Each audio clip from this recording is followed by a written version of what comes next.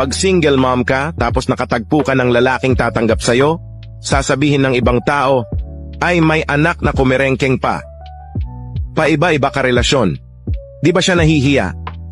Naku, sa una lang yan tanggap, expect mo na. Maraming masasabi yung mga tao sa paligid mo, lalo na yung mga naiinggit sa'yo. Yung iba nga kunwari support. Pero pag talikod mo, hinuhusgahan din pala buong pagkatao mo. Tandaan mo, hindi mo kailangang isakripisyo ang kaligayahan mo para lang sa ibang tao. Bakit mo iisipin yung sinasabi nila? Ang tao.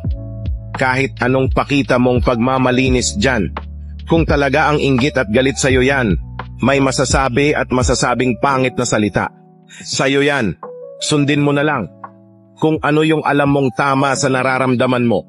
Kasi masaktan ka man o hindi, ikaw pa rin ang magdadala niyan, hindi sila. At dapat handa ka din sa kung anong mangyari sa kapalaran mo kasi kung nasaan ka man ngayon at kung ano ang sitwasyon mo, choice mo yan. Maikli lang ang buhay, kaya piliin mo maging masaya lagi.